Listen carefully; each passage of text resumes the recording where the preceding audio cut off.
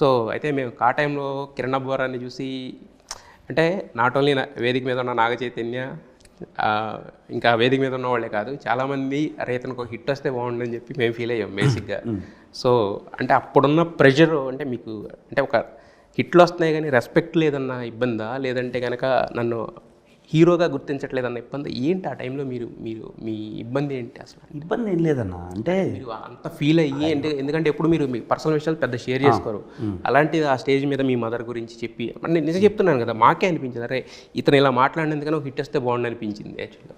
First of all ఏంటి అంటేనా, నాకు అలా మాట్లాడినందుకు నాకు సింపతి నచ్చదు. నేను ఎప్పుడు ఎందుకు మాట్లాడినంటే నాకు అది వద్దు.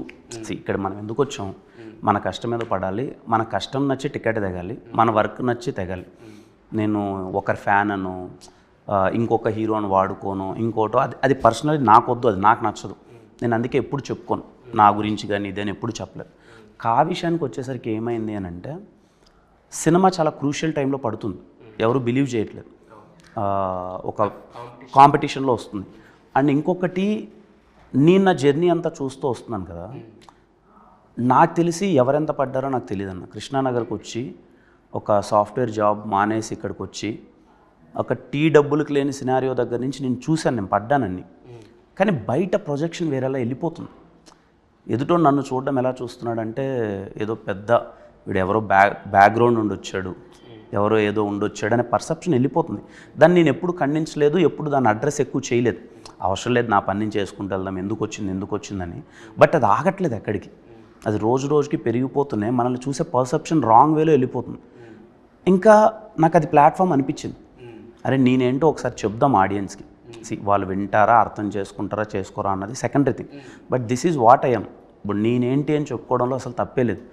ఎప్పుడు చెప్పట్లేదు స్ట్రాంగ్గా, అది రోజు రోజుకి మనం చెప్పకపోవడం వల్ల చూసే పర్సెప్షన్ మారిపోతుంది. ఒకసారి అయితే చెప్దాం. అండ్ ఆ సినిమా కథలో అది ఉంది కాబట్టి ఆ రోజు కూడా థింగ్ ఏంటంటే అమ్మ కడుపు మీద ఆ సబ్జెక్ట్ అది. So I thought of taking some platform. ఎప్పుడు నేను మాట్లాడలేదు మా ఫ్యామిలీ గురించి కానీ అమ్మ గురించి ఎప్పుడు మాట్లాడలేదు. ఐ థాట్ నేను చెప్దాం అనుకున్నాను. ఇట్ డజంట్ మీన్ మళ్ళీ అందుకే చెప్పాను, ఇప్పుడు నాకు తెగే టికెట్ ప్రతి ఒక్కటి ట్రైలర్ చూసో లేకపోతే సినిమా నచ్చేది ఉండాలి, కానీ ఎప్పుడు అది వద్దు అని తారకన్. I don't want that any time. నాకు అది వద్దు, నా వర్క్ నచ్చి నా కంటెంట్ నచ్చి చూడాలి తప్ప ఇంకోటి. మరి తర్వాత మాట్లాడిన తర్వాత ఇండస్ట్రీలో వచ్చిన రకరకాల కామెంట్స్, నాగవంశీ గారు ఒక రకంగా స్పందించారు, తర్వాత దిల్ రాజు గారు ఒక రకంగా స్పందించారు. సో ఇండస్ట్రీ పెద్దల నుంచి వచ్చింది ఏంటి, మాట్లాడడం కరెక్ట్ అనిపించిందా? అంటే వాళ్ళ దగ్గర నుంచి వచ్చిన రెస్పాన్స్ మీకు ఎలా అనిపించింది? కాన్ఫిడెన్స్ ఇచ్చిందా లేదంటే? నాకు అదే ఒక్కోలా అర్థం చేసుకుని బట్ మీ దాకా రీచ్ అయిన కాన్ఫిడెన్స్ అంటే ఇప్పుడు దిల్ రాజు గారు డైరెక్ట్ అడ్రస్ చేస్తూ మాట్లాడారు మీ పేరుని కదా. సో అది అంటే అది పబ్లిక్ డేస్ మీద పర్సనల్గా మీతో మాట్లాడిన వాళ్ళు కానీ ఇలా పెద్దవాళ్ళు ఎవరు మాట్లాడుంటారు కదా, ఎందుకంటే అది బ్లాక్ బస్టర్ స్పీచ్ ఎంత పెద్ద హిట్ అయిందో మీ స్పీచ్ కూడా అంత హిట్ అయింది. మీరు అంటే చాలామంది అంటారు, అంటే కొంతమంది ప్రొడ్యూసర్లు నాతో మాట్లాడుతూ చెప్పింది ఏంటంటే ప్రీ రిలీజ్ ఈవెంట్ల వల్ల టికెట్లు తెగో ఇలాంటి మాటలు కూడా విన్నాను. బట్ సినిమాకి నాకు తెలిసి ఫస్ట్ డే వచ్చిన కలెక్షన్స్లో ఒక 20-30% ఓన్లీ ఆ స్పీచ్ వల్లనే వచ్చినాయి. అసలు ఏం చేశాడు ఇతను చూద్దాం అని చెప్పి. సో నేను అనేది అపార్ట్ ఫ్రమ్ దట్ ఇండస్ట్రీ పెద్దల నుంచి మీకు వచ్చిన ఫోన్ కాల్స్ కానీ సపోర్ట్ కానీ అది చూస్తే ఏమనిపించింది? మీరు అదే మనం వెళ్తున్న విధానం కరెక్ట్ అనే ఫీలింగ్ వచ్చింది? నాకు ఎవరి నుంచి ఏ ఫోన్ కాల్ రాలేదు. నాకు ఎవరి నుంచి ఇండస్ట్రీ నుంచి ఫోన్ కాల్ రావడం కానీ అదేం రాలేదని. అండ్ నేను కూడా టు బి వెరీ హానెస్ట్, నేను ఎప్పుడు చాలా క్లియర్గా ఉన్నాను. ఏ రోజు నాకు వీళ్ళు సపోర్ట్ చేయండి, వీళ్ళు రండి, వీళ్ళు రాలేదు అన్నది ఎక్కడ నేను ప్రస్తావించలేదు. ఎందుకంటే ఎవ్రీవన్ హ్యాస్ దేర్ లైఫ్. నా పని ఏదో నేను చేసుకోవాలి, నా కష్టం ఏదో నేను పడుకుంటూ వెళ్ళాలి.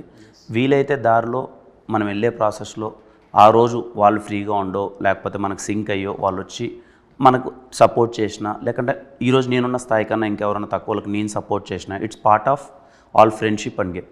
ఇక్కడ ఎవరిని బ్లేమ్ చేయడానికి లేదు, ఏమీ లేదు. నేను ఎప్పుడు కోరుకోను కూడా. ఇప్పుడు నాకు ఎప్పుడన్నా ఎవరైనా కావాలి, నాకు అనిపించిందా నేను ఒక మెసేజ్ చేస్తాను. ఇట్స్ వాళ్ళ ఛాయిస్ కదా, మనది ఏమీ లేదు. నేను ఎప్పుడు మీరు ఎనీ టైం చూడండి. కానీ అదే ఆ టైంలో మేబీ ఒకరికిద్దరికి ఏమనిపించిందంటే కిరణ్కి ఏమన్నా సపోర్ట్ కోరుకుంటున్నాడనో, అసలు ఛాన్సే లేదు. నేను ఎప్పుడు చూడండి వీళ్ళు రాలేదు, వీళ్ళు చేయలేదు, అసలు నేను ఎప్పుడు చేయను అన్నది.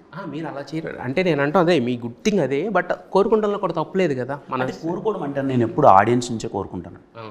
నేను ఆడియన్స్ నుంచే నేను సినిమాల్లోకి వచ్చాను, సినిమాలు చేస్తున్నాను. నా షార్ట్ ఫిలిమ్స్ నుంచి నన్ను చాలామంది ఎంకరేజ్ చేస్తున్నారు, నా వర్క్ నచ్చింది. ఆ 10 అలా పెంచుకుంటూ ఈరోజు వేలల్లో ఉన్నారో లక్షల్లో ఉన్నారో లేకపోతే కోట్ల వరకు వచ్చారో నాకు తెలియదు, నన్ను నచ్చేవారు. బట్ డే బై డే నేను వాళ్ళతో ఇంటరాక్ట్ అయ్యి వాళ్ళతో నేను ఏదైనా చెప్పాలి. ఇప్పుడు నాకు ఏదనిపించినా నేను వాళ్ళతోనే ఇంటరాక్ట్ అవుతాను. బికాజ్ వాళ్ళు టికెట్ కొని నన్ను చూడాలి, నేనేంటి అన్నది వాళ్ళకి పోర్ట్రేల్ అవ్వాలి, అది నా కంటెంట్ కానీ యాజ్ ఎ పర్సన్ నేనేంటి అన్నది వాళ్ళకి తెలియాలి. అంతే తప్ప ఇంకా అపార్ట్ ఫ్రమ్ దిస్ నేను ఏది ఎక్కువ కోరుకున్నాను బయట నుంచి. బట్ ఆ పర్టికులర్ సినిమాకి వచ్చేసరికి ఏంటంటే రహస్య గారు కూడా ఫస్ట్ టైం స్టేజ్ మీద మేము కష్టపడి చేసాం అంటే మీరు ఓన్లీ గోపాలకృష్ణ గారు ప్రొడ్యూసర్ అన్నా కూడా కేఏ అనే పేరులో మీ పేరు రావడం, తర్వాత మీరు దాన్ని కొద్దిగా ఓన్గా చేసుకుని ఇది చేయడం, తర్వాత రహస్య గారు కూడా వచ్చి మా సినిమాని చూడండి అని చెప్పి ఆవిడ కూడా ఎందుకంటే ఎప్పుడు మాట్లాడరు కదా వీళ్ళందరూ, ఇలాంటి వాళ్ళు వచ్చేసరికి కొంచెం ఒక లైట్ అయితే పడింది. సో రహస్య గారు ఆ సినిమాకి ఏం చేశారు పర్టికులర్? తను మొత్తము she is part of this production completely. ఆ టీం అందరినీ చూసుకొని తన దగ్గరుండి షీ వర్క్డ్ హార్డ్ ఫర్ కా. తను మొదటి నుంచి కా సినిమా ఆల్మోస్ట్ 1.5 year వర్క్ చేసాం కా మొత్తం. అంటే మొత్తం మా టీం చేసాం, అందరం కూర్చున్నాం. మళ్ళీ లేదు మనం ఒక మంచి సినిమా తీయాలి అనే ఒక ప్రాసెస్లో అందరం కూర్చొని వర్క్ చేసాం. ఆ టైంలోనే ఎవరో మీ డిస్ట్రిబ్యూటర్ ఒక మాట, కిరణాభవరం ఆఫీస్లో 4 ఉంటారు, ల్యాప్టాప్ వేసుకుని కూర్చుని ఉంటారు, ఏది చూసినా వాళ్ళు చూస్తారంటే అలాంటివి చెప్పకండి అని చెప్పి మీరు చెప్పారు. అయ్యే రాంగ్ ప్రొజెక్షన్స్ వెళ్తున్నాయని చెప్పి. అదే అన్న తప్పేంటంటే ఇక్కడ ఒక వ్యక్తి ఏం చేస్తున్నాడు ఏంటి అన్నది వాళ్ళకి తెలుస్తుంది అన్న. ఇప్పుడు మా ఆఫీస్లో ఉన్నారు, మా ఆఫీస్కి రండి ఎవరైనా, ఇఫ్ దెర్ ఈజ్ ఎనీథింగ్ ఒక కెమెరా పట్టుకొని రండి చూడండి. ఒక 2 అబ్బాయిలు ఉంటారు, వాళ్ళు వర్క్ చేసుకుంటూ ఉంటారు, దే లవ్, వాళ్ళకి సినిమాలంటే పిచ్చి. నాకు వెళ్ళే ప్రాసెస్లో ఎక్కడో నాకు పరిచయం అయ్యారు, రెండమ్మ వీలైనంత వరకు నేను ఏం చేయగలను నేను చేస్తాను. వాళ్ళకు ఎడిట్స్ వచ్చు, చిన్న ఎడిట్స్. ఇప్పుడు నా దిల్రుబా సినిమా అవుతుంది, దీనికి మేకింగ్ వీడియోస్ చేయాలి, హ్యాపీగా మీరు చేయండి అమ్మా, మీరు డెవలప్ అవ్వండి, నేర్చుకుంటే మీరు ఇంకా ఎడిటర్ అవ్వచ్చు, ఇంకొకటి అవ్వచ్చు. వీలైనంత వరకు నాకు శక్తికి మేరకు నేను వీలైనంత వరకు ఉన్న దాంట్లో స్కోప్లో ఏదైనా చేస్తాం. ఊరికే ఇక్కడ ఏంటంటే వచ్చి చూసేసి ఏదో అయిపోతుంది ఏదో ఉంది అన్నది అదే తప్ప. అదే నా గురించే కాదు, ఎవరి గురించైనా మనము ఒక గ్రోయింగ్ ఫీల్డ్లో ఉన్నాం, అందరూ కష్టపడి ఎదగాలి. ఒకడు ఎదుగుతుంటే అరే ఏదో చేస్తే కానీ ఎదగలేడు కదా అని ఒక పర్సెప్షన్ మానేసి వీడు ఎదుగుతున్నాడంటే ఏదేదో చేసేస్తున్నాడు అనుకోవడమే తప్పన్న. సో దానికి క్లారిటీ ఇద్దాం అనుకున్నారా? నేను ఎప్పుడు నేను మానేసి ఆ పర్టికులర్ ఇన్సిడెంట్లో మీరు అంటే అలాంటివి రాంగ్ డైరెక్షన్లో వెళ్తున్నాయని మీ నోట్లో అంతే కదా. దానికి క్లారిటీ ఇద్దాం అనుకుంటున్నాను. ఎస్.